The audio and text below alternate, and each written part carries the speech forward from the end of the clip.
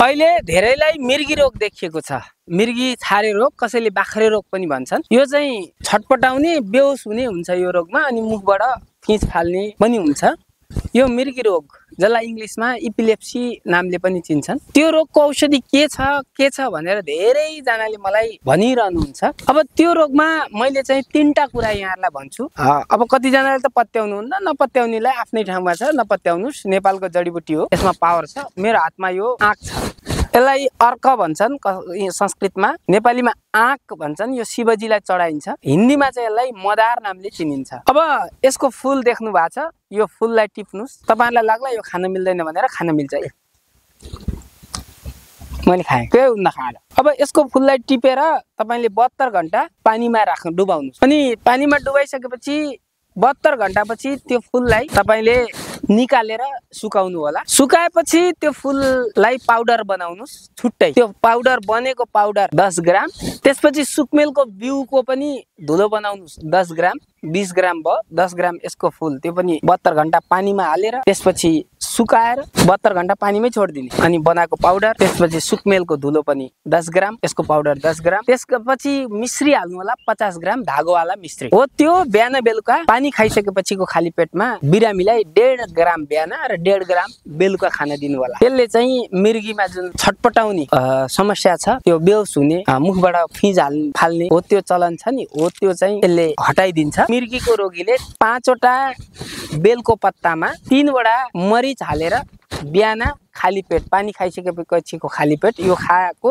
5-10 मिनटमा खाँदा केही फरक पर्दैन। मजाले चबाउने र निल्ने गर्नुस्। र 2टा कुरा भयो, एउटा फुललाई पानीमा हाल्ने 72 घण्टा, 72 घण्टापछि निकालेर सुकाउनु होला। अनि सुकाइसकेपछि 10 ग्राम धुलो यसको हुनु पर्यो र 10 ग्राम सुकमेलको धुलो अनि 50 ग्राम मिश्री मिलाउनु र 1.5 ग्राम बिहान, 1.5 ग्राम बेलुका खुवाउने। यही तपाईले त्यतिकै पनि खान सक्नुहुन्छ अथवा पानीसँग पनि खान सक्नुहुन्छ, यसमा केही फरक छैन। अझै मिर्गीको दौरा धेरै छ भने, मैले अघि पनि भने, बेलपत्र 5वटा बेलपात, बेलपातमा 3टा लिफ हुन्छन्, तपाईलाई थाहा छ एउटा पातमा, हो त्यो 5वटा पुरै लिनुस्। अनि त्यसमा 3 देखि 5वटा मरिच त्यसमा हालेर मजाले दबाउनु, निल्नु।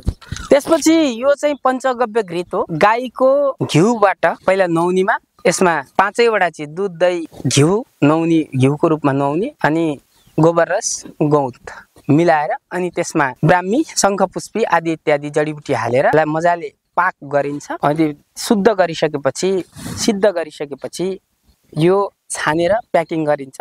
यो पञ्चगव्य घृत एउटा नाकमा 4 थोपा र अर्को नाकमा 4 थोपा हाल्नु होला। यति गरिसकेपछि मिर्गीको समस्या दूर हुन्छ। अनि अझै त्यो भन्दा पनि अलि समस्या बढी नै छ भन्ने जस्तो लाग्छ भने तपाईहरुले एउटा धुलो बनाउनु, त्यो बजारमा जडीबुटी पसलमा पाउँछ। काठमाडौँ नजिकै हुनुहुन्छ भने भेडासिंगेतिर जानुभयो भने पाइन्छ। ब्राह्मी भनेको घोडताप्रे 10 ग्राम, शङ्खपुष्पी 10 ग्राम अथवा 100 ग्राम मान्नु, 100 ग्राम लिए पनि भयो, यही अनुपातमा गर्नु होला। ल मैले 100 ग्राम भने, ब्राह्मी भनेको घोडताप्रे 100 ग्राम, शङ्खपुष्पी 100 ग्राम, त्यसपछि जटामसी 100 ग्राम, जटामसी भनेर पाइन्छ। त्यसपछि बोजो 100 ग्राम, गुर्जो 100 ग्राम, त्यसपछि अपामार्गको त्यो पञ्चाङ्गै 100 ग्राम। यी कुरालाई मिलाएर यसलाई पनि हामीले बिहान 3 ग्राम, बेलुका 3 ग्राम, बढीमा नत्र भए 2 ग्राम, 1.5 ग्राम खाँदा पनि हुन्छ। अलि हेभी शरीर छ भने 3 ग्राम खानु होला। मसँग मिसाएर खान दिनुस्। यति गर्नुभयो भने तपाईको छारे रोग पूर्णतया निको हुन्छ। पूर्णतया निको हुनको लागि 6 महिना लाग्छ। यो उपाय अपनाउनु होला। अब कसैले त छारे रोगको उपचारै हुन्न भन्नुहुन्छ, तर जहाँ समस्या छ समाधान पनि छ, प्रकृतिमा खोज्नु पर्छ। यदि हामीले प्रकृतिमा खोज्न सकेनौं भने हामीलाई त हस्पिटलमा त दुने गाई बनाउँछ, अरु केही हुनेवाला छैन। आफ्नो जडीबुटीको विश्वास गर्नुस्। नेपाल देश समृद्ध देश हो, यसको हामी जडीबुटी प्रयोग गरौँ, स्वस्थ बनाऊ, मस्त बनाऊ, आनन्दित बनाऊ।